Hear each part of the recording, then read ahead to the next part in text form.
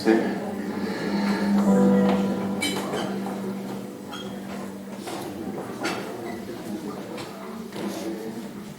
Bonjour à ceux que je n'ai pas salués.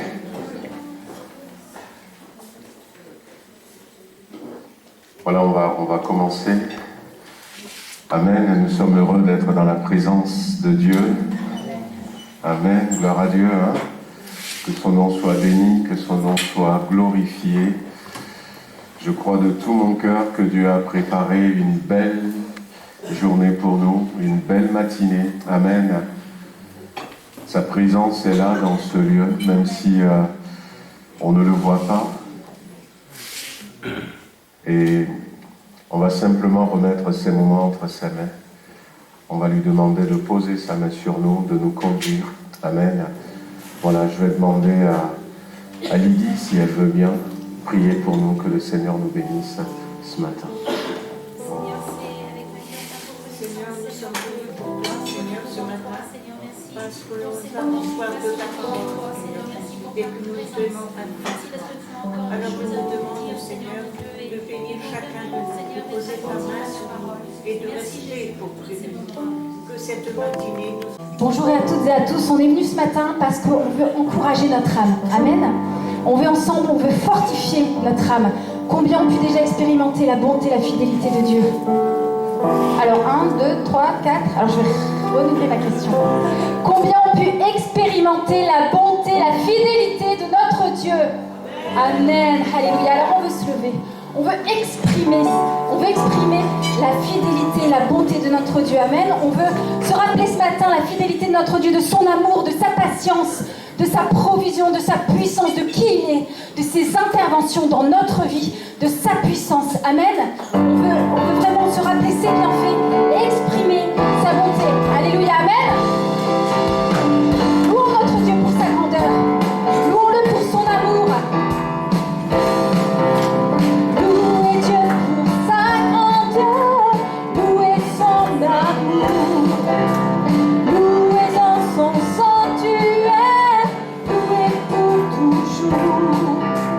Célébrez sa présence, répandue dans nos cœurs. Dansez dans sa puissance et lancez vos clameurs, car du lever du soleil jusqu'à son coucher, dans les bontés du Seigneur ne sont pas épuisées. Elles se renouvellent chaque matin. Les bontés du Seigneur n'ont pas de fin. Louez Dieu dans son saint lieu, louez dans les cieux. Louez sa fidélité, louez à jamais. Chantez sa bienveillance et sa magnificence. Entrez dans ses parvis, entrez dans ses parvis, avec reconnaissance. Car du lever du soleil jusqu'à son coucher, dans les bontés du Seigneur ne sont pas épuisées. Elles se renouvellent chaque matin. Les bontés du Seigneur n'ont pas de fin. Car du lever du soleil jusqu'à son coucher, dans les bontés du Seigneur ne sont pas épuisées. Elles se renouvellent chaque matin. Les bontés du Seigneur n'ont pas de fin. Les bontés du Seigneur n'ont pas de fin. Alléluia, Seigneur, amen. Alléluia, béni sois-tu. Alléluia. Louange à toi, gloire. Le psaume de David, le psaume 100, dit « Entrez dans ses portes avec reconnaissance, dans ses parvis avec des chants de louange. Célébrez-le, bénissez son nom, car car l'Éternel est bon. Sa bonté dure éternellement. Amen. Sa bonté dure d'âge en âge. Sa bonté dure d'année après année. Alléluia. Et sa fidélité de génération en génération. Amen. Seigneur Jésus, on veut t'accueillir en ce lieu. Sois le bienvenu parmi nous, Seigneur. Un chant s'élève, Dieu se tourne vers toi. Se tourne vers toi. L'espoir renaît, Dieu se tourne après toi.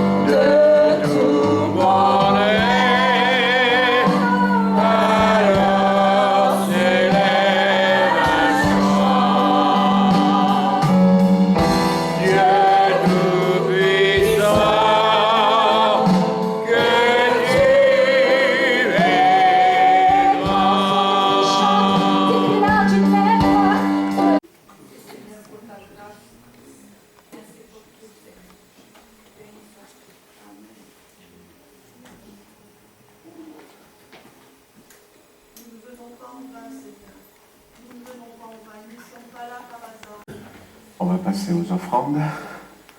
Donc,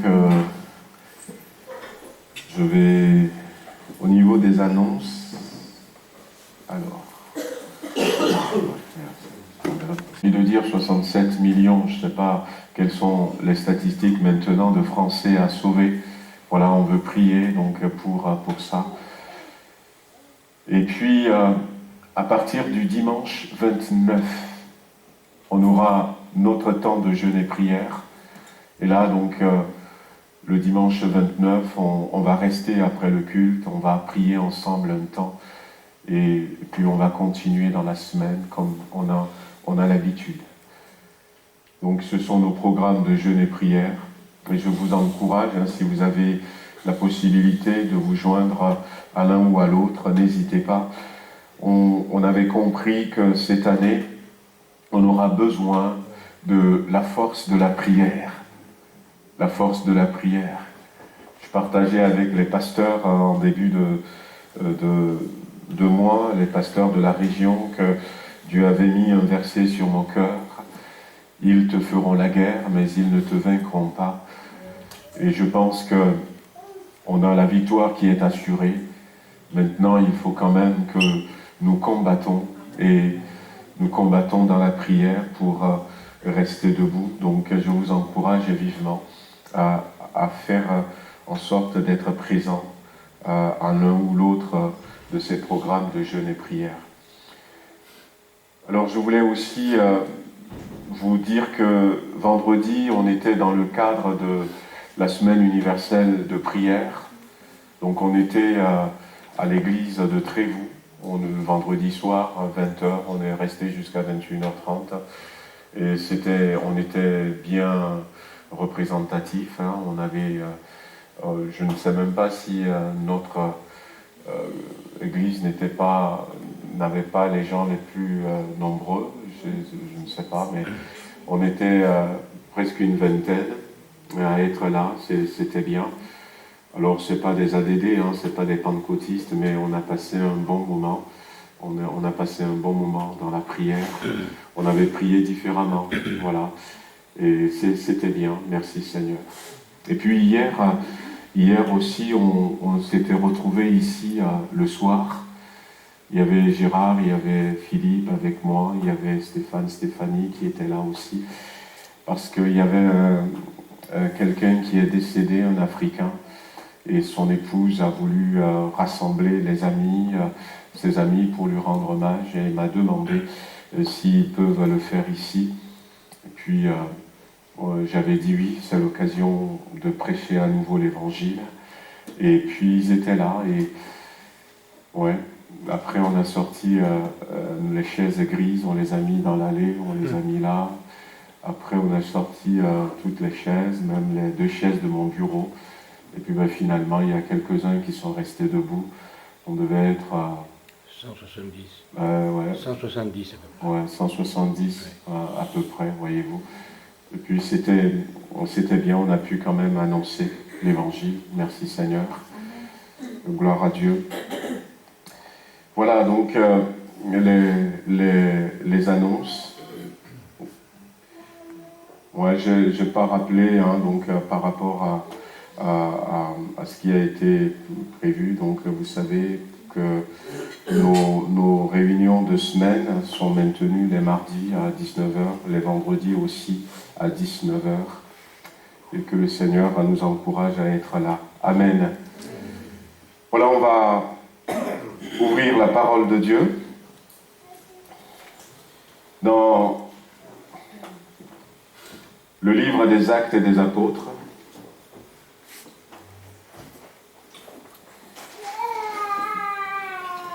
au chapitre 2, le verset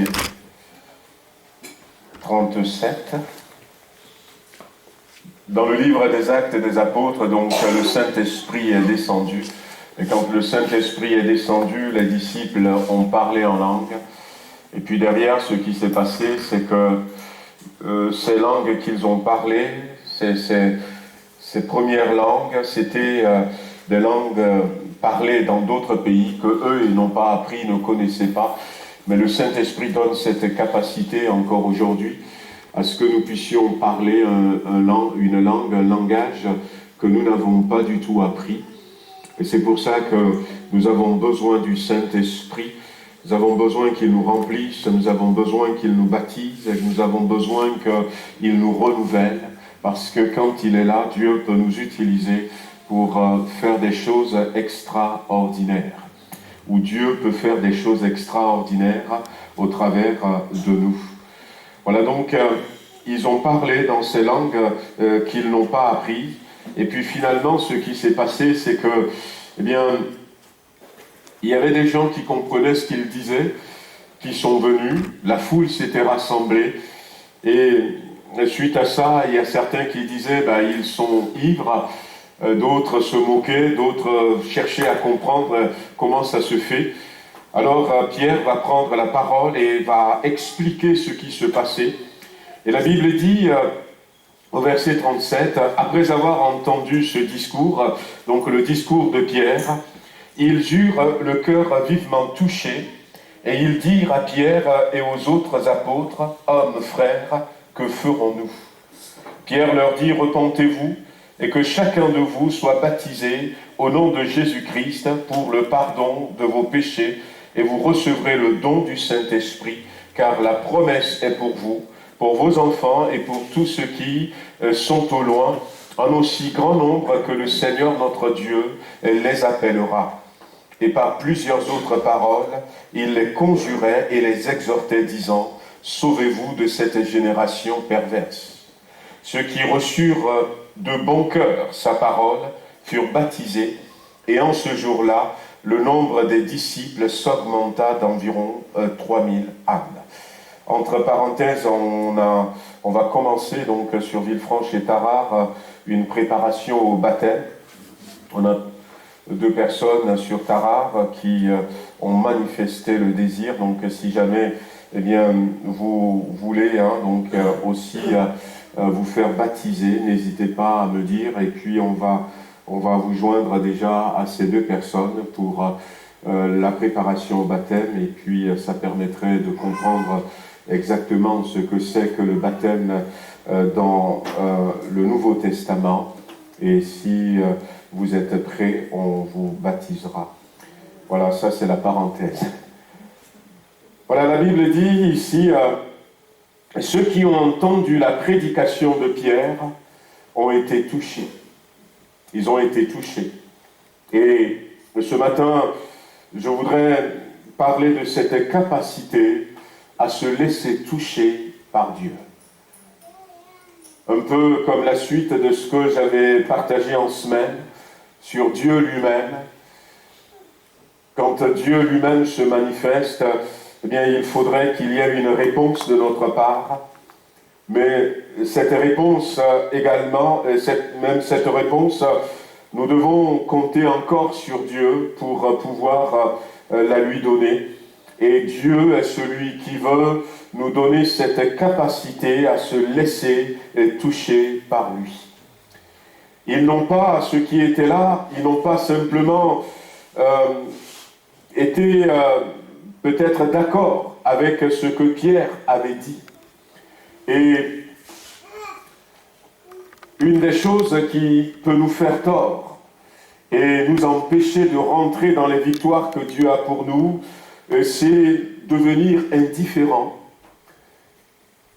c'est devenir insensible à l'écoute de l'Évangile, ou même lorsque le Saint-Esprit se manifeste.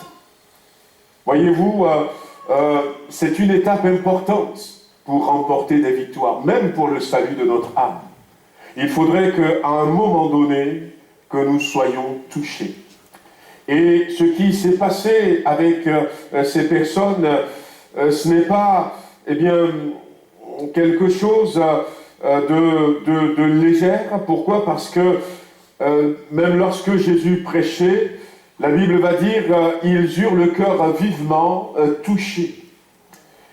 Et lorsque la Bible nous parle ici de cœur, la Bible ne nous parle pas simplement de nos sentiments.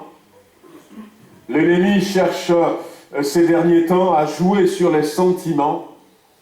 Mais la Bible nous parle de la conscience spirituelle. Là où le Seigneur va pouvoir débloquer ce qui est bloqué pour nous amener à vivre quelque chose que nous n'avons jamais vécu. Quand le cœur n'est pas touché, quand la conscience spirituelle n'est pas atteinte, on peut se sentir bien à l'écoute de la parole de Dieu, on peut apprécier, on peut approuver, et quand on repart, rien ne se passe dans notre vie. Mais quand le cœur est touché, quand la conscience spirituelle est touchée, à ce moment-là, eh bien quelque chose se passe dans notre vie. La Bible dira, et c'est dans Osée que Dieu dira même à un moment donné, je vais l'amener au désert pour parler à son cœur. Autrement dit, je vais faire en sorte qu'il n'y ait pas de bruit tout autour de lui pour pouvoir toucher son cœur. Toucher son cœur. Et la Bible va nous parler de la parole de Dieu. Je ne sais pas si ça vous a déjà fait, vous. Dans Hébreux chapitre 4, verset 12, la Bible dira que la parole de Dieu, elle est vivante, elle est efficace, elle est comme une épée à double tranchant, qui est capable de pénétrer au niveau de notre âme. Est-ce que nous avions déjà vécu ça? Eh bien, si nous avions vécu ça, c'est le Saint-Esprit qui permet que notre cœur soit touché. Notre cœur soit touché, notre conscience spirituelle. Et c'est sur ce terrain que nous remportons des victoires. Lorsque nous regardons dans la Bible, nous voyons que Dieu va chercher à plusieurs reprises à toucher son peuple, à toucher son Église, à nous toucher déjà par sa parole, comme je disais tout à l'heure. Il y a un verset de la Bible qui dira,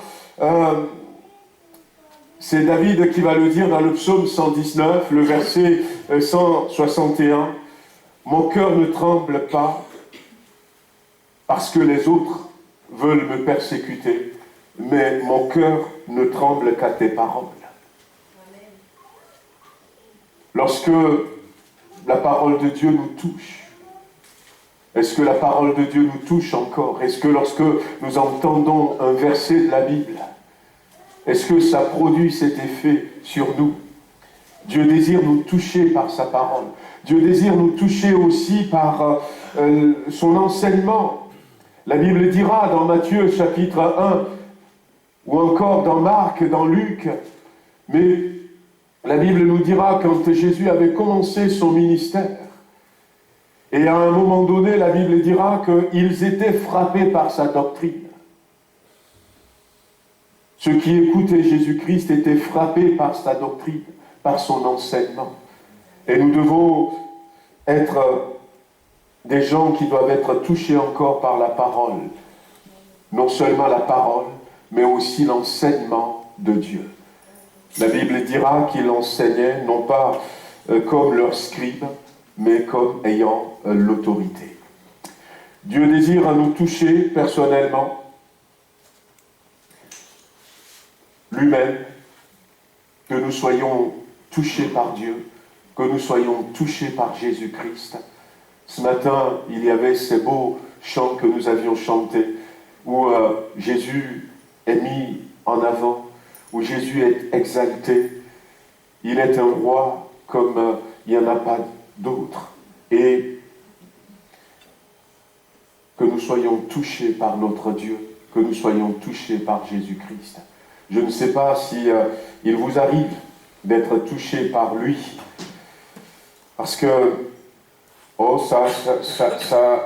ça pourrait vous arriver d'être là et puis d'être émerveillé. Une fois, j'avais raconté ce témoignage, je ne savais pas, j'ai été touché. Ce jour-là, je voulais marcher à pied pour rentrer à la maison. Et puis après, finalement, je me suis dit, ben non, ça va être trop long quand j'avais vu la distance. Et c'était un midi, et quand j'étais sorti, peut-être que Dieu était plutôt dans ma première proposition, alors, eh bien, je ne sais pas ce qui s'était passé. Il n'y avait pas eu de fanfare, il y avait eu quelque chose, rien, mais j'ai commencé à réfléchir sur la majesté de Dieu. Je regardais le soleil qui était dans le ciel, et puis j'étais captivé par la personne de Dieu, par sa grandeur, sa majesté, et ça ne me dérangeait pas que je sois dans la rue, je ne criais pas très fort, mais j'ai commencé à parler avec lui. Et puis, j'étais vraiment touché par sa grandeur que je voyais au travers de la nature. Et ça a été suffisant. Et j'ai dit, ben non, finalement, je vais marcher à pied pour continuer à contempler mon Dieu au travers de sa création. Dieu désire nous toucher par sa personne. Dieu désire nous toucher par Christ. Dieu désire nous toucher par des miracles. La Bible dira, et tous furent frappés de la grandeur de Dieu, tandis que chacun était dans l'admiration de tout ce que Jésus faisait. Les gens étaient émerveillés lorsque Dieu faisait les miracles. Et aujourd'hui, on a perdu la sensibilité aux miracles parce que nous avions défini les miracles nous-mêmes. Nous avions défini les miracles nous-mêmes. Je racontais à un ami, quand j'étais au Togo, il y a un ami qui voulait m'accompagner parce que je devais aller au Ghana, traverser la frontière, mais c'est un peu compliqué. Alors il m'a dit, je vais t'accompagner pour te faciliter la traversée. Et puis après, finalement, il n'a pas pu se libérer, il travaillait. Il n'a pas pu se libérer, et puis j'ai été. Mais il s'inquiétait vraiment pour moi, cet ami. Et j'ai fait l'aller-retour. Et quand je suis revenu, je l'ai téléphoné, ou c'était lui qui m'a appelé, pour savoir comment est-ce que ça s'était passé. Alors je lui ai dit comment ça s'était passé. Mais je lui ai dit, je suis passé du côté du Togo, ils m'ont rien demandé. Et puis du côté de Ghana, j'avais quelques affaires, il y avait une dame qui voulait porter les affaires avec moi. On était passé, ils m'ont demandé, j'ai donné 1,50 €, ils m'ont laissé passer. Et au retour, le taxi que j'avais pris m'avait déposé à la frontière. Et je suis rentré, et personne ne m'a dit, parce que quand ils savent qu'on est des étrangers, ils vous demandent beaucoup d'argent. Et personne ne m'a interpellé pour me dire, j'avais mon sac à la main, et puis j'ai traversé, tout ça. Et il était dans l'émerveillement. Alors pour moi, et il était dans l'émerveillement, il m'a dit, le Seigneur lui-même t'a accompagné. Ça s'est passé comme ça. Il avait tellement peur et tout que, on m'arrête, qu'on me demande beaucoup d'argent, tout ça. Mais il était dans l'émerveillement. Et pour lui, c'était une intervention de Dieu. Et ça, c'est suffisant pour qu'il loue le Seigneur, qu'il remercie le Seigneur. Nous avons redéfini les miracles. Alors que ce n'est pas nous qui les faisons, les miracles. C'est Dieu qui les faisait. Et quand Dieu les fait, parce que ça ne correspond pas à ce que nous attendons, mais que le Seigneur nous donne, de nous laisser à nouveau toucher par les miracles. La Bible dit de ne pas mépriser les petits commencements. De ne pas du tout mépriser les petits commencements. Et lorsque nous réalisons dans les petites choses Dieu, Dieu nous accorde de plus grandes. Et puis, la Bible dira, le centenier voyant ce qui est arrivé glorifia Dieu et dit, certainement cet homme était juste. C'était devant la croix de Jésus-Christ. Que la croix nous émerveille encore. Que nous nous laissons à nouveau toucher par la croix de Jésus-Christ. Dieu désire nous toucher encore par son sacrifice. On est dans un monde où on va nous proposer des solutions pour la réalisation personnelle. On va nous encourager à prendre des coachs spirituels ou même des coachs dans la société où nous travaillons pour que nous puissions arriver à être qui nous sommes. Mais au travers de la croix, lorsque la croix nous touche, la croix nous révèle que nous avons de la valeur aux yeux de Dieu. La croix nous révèle notre vraie identité. La croix nous montre qui nous sommes. Et en partageant sur Dieu lui-même, nous avions parlé aussi de la croix, où nous avions rappelé que c'était Dieu lui-même qui était sur cette croix, qui est venu me sauver, qui est venu te sauver. Voyez-vous, Dieu désire nous toucher par sa vie, tout simplement. Il y avait un jour, à la sortie de la ville de Naïm, dans la Bible, dans les évangiles, il y avait un jeune garçon qui était dans un cercueil. Sa maman était veuve déjà et venait de le perdre. Alors la population était avec cette dame. Ils allaient enterrer ce garçon. Et Jésus va s'adresser d'abord à la dame et va lui dire « Sèche tes larmes, arrête de pleurer ». Et puis la Bible dit que Jésus a touché le cercueil. Et le jeune garçon qui était mort est revenu à la vie. Dieu désire nous toucher pour nous communiquer la vie. Amen. La vie. Quand Jésus nous touche, eh bien ça redonne la vie. Que le Seigneur nous donne ce matin d'apprendre à nouveau à nous laisser toucher par lui. À laisser le Seigneur toucher nos cœurs, nos corps, même notre esprit, notre âme, pour communiquer la vie. Et Matthieu chapitre 8, verset 15, il est dit ceci, « Il toucha sa main et la fièvre partit. » C'était la belle-mère de Pierre qui était malade et Jésus l'a touchée et la fièvre était partie. Et la Bible dira qu'elle s'était levée pour servir le Seigneur. Là où il y a la maladie, Dieu peut intervenir. Dieu peut intervenir. Frères et sœurs, c'est Dieu qui fait les miracles. Quand il nous touche, tout change. Laissons-nous simplement toucher par Dieu. La Bible dira même que la belle-mère de Pierre, quand elle s'est levée, elle va commencer à servir. Mais des fois, ça peut arriver que nous résistions à Dieu. Il y a eu dans la Bible des gens qui ont résisté à Dieu. Et le Seigneur va nous dire, par exemple, dans Hébreux, on peut l'afficher, chapitre 3, verset 7.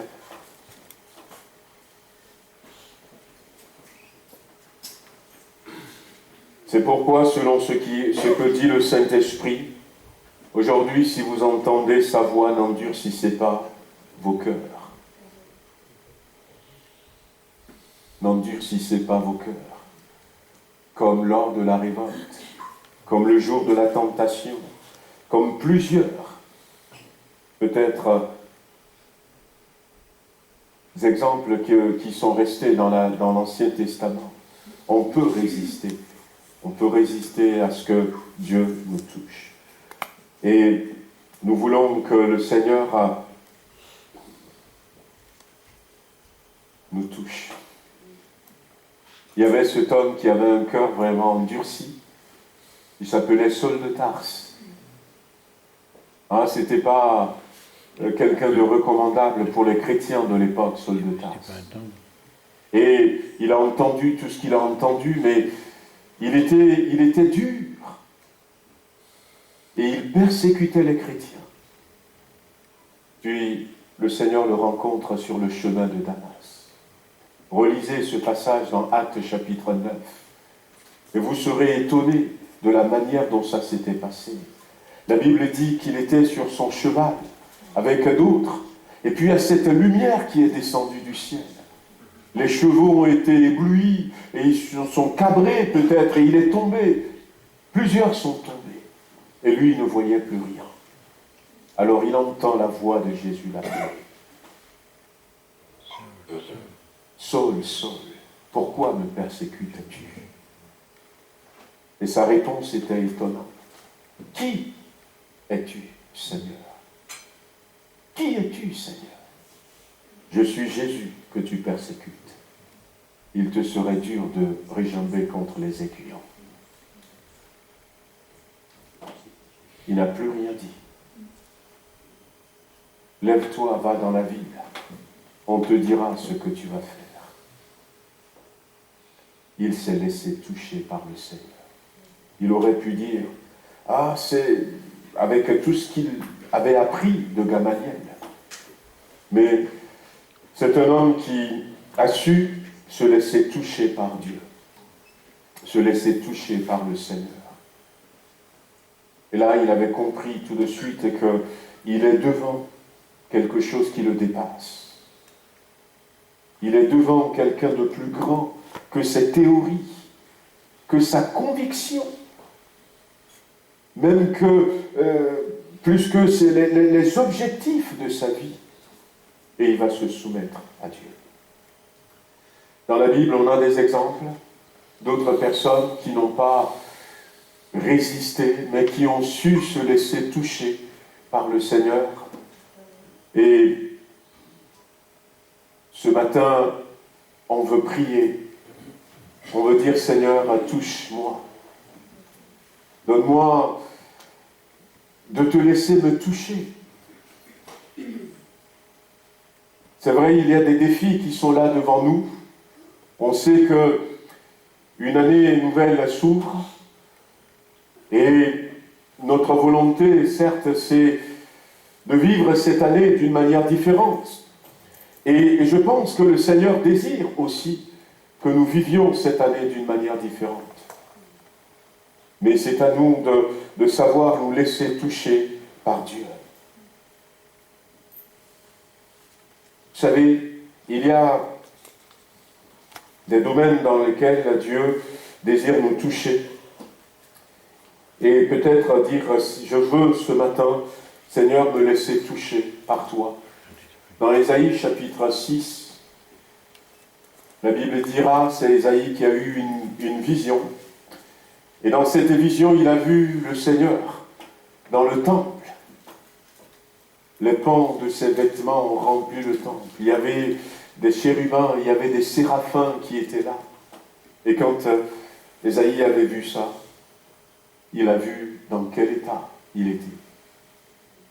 Malheur à moi, car je suis un homme impur, aux lèvres impures, et j'habite au milieu d'un peuple impur.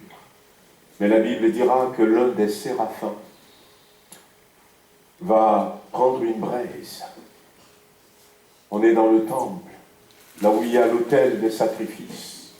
Il va prendre une braise de l'autel des sacrifices et il va toucher la bouche. Dieu désire nous toucher, frères et sœurs, pour nous purifier. Pour nous purifier. Nous avons besoin peut-être d'être purifiés à nouveau, que nos cœurs soient purs, que notre marche soit pure devant lui. Nous ne devons pas oublier que celui qui nous a appelés est saint et qu'il nous demande d'être saints. L'apôtre Paul dira aux Thessaloniciens, il faut que vous soyez conservés, purs et irrépréhensibles jusqu'au retour de Jésus-Christ et tout votre être, esprit, âme et corps. S'il y a un évangile où on nous encourage à vivre dans le péché, comme disait le pasteur Lionel Roland dimanche dernier en disant « Dieu est amour ». Non, Dieu sait que c'est peut-être compliqué, mais il se propose à nous aider afin de retrouver cette pureté, cette sainteté. Il a touché ses lèvres, il lui a dit « Ceci a touché tes lèvres. Ton iniquité est enlevée. » Oui, de l'autel du sacrifice, la Bible nous dit que le sang de Jésus-Christ a coulé et ce sang nous purifie de tout péché. Mais que nous puissions nous laisser à nouveau toucher. J'ai cité Jérémie chapitre 1, verset 19, mais j'aurais pu, par exemple, remonter un peu. Lorsque Dieu va parler avec Jérémie, va lui dire, quand tu étais encore dans le ventre de ta maman, je t'ai choisi, je t'ai établi prophète des nations. Jérémie va lui dire, eh bien, je ne suis qu'un enfant, ne dis pas que tu es qu'un enfant. Et la Bible dira, au verset 9, Jérémie chapitre 1, que Dieu a étendu sa main, il a touché la bouche de Jérémie. L'Éternel étendit sa main et toucha ma bouche, et l'Éternel me dit, voici, je mets mes paroles dans ta bouche. Quelle belle image de la qualification. Dieu est en train de qualifier Jérémie, prophète des nations. Il a déjà l'appel qu'il a reçu, et Dieu le lui a rappelé en disant, c'était depuis le ventre de ta maman que je t'ai appelé. Mais lui, il ne se sentait pas capable. Alors Dieu va toucher sa bouche. Le Seigneur est capable de nous toucher, et il veut nous toucher pour nous donner des capacités que nous n'avons pas, pour nous donner des qualités que nous n'avons pas, pour nous donner du potentiel que nous n'avons pas. Le Seigneur désire nous toucher. Le Seigneur désire toucher peut-être quelqu'un ce matin pour nous relever, pour nous affermir.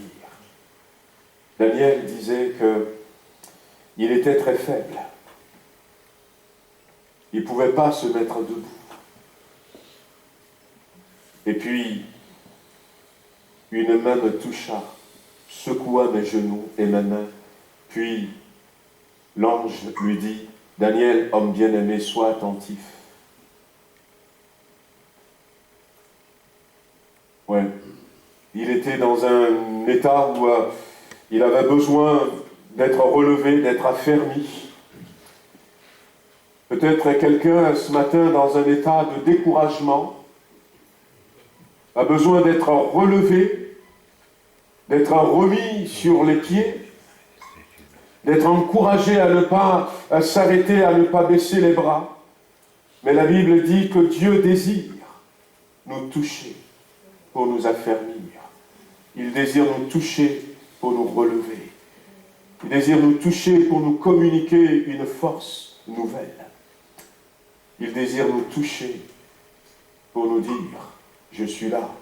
Et tant que je suis là, tu vas arriver jusqu'au bout. Mais c'est à nous de ce matin de dire, Seigneur, ouais, j'ai véritablement besoin que tu me communiques cette force. Je veux que tu me touches. C'est quand la dernière fois que le Seigneur vous a touché. C'est quand la dernière fois qu'il vous a touché. Et dans quel domaine est-ce qu'il vous a touché? On va baisser les têtes, on va prier quelques instants, frères et sœurs. On veut méditer un peu sur ce que nous avions entendu. Il y en a peut-être ce matin qui sont fatigués. Il y en a qui n'en peuvent plus. Mais Dieu désire te toucher ce matin. Alléluia. Jésus désire toucher quelqu'un ce matin.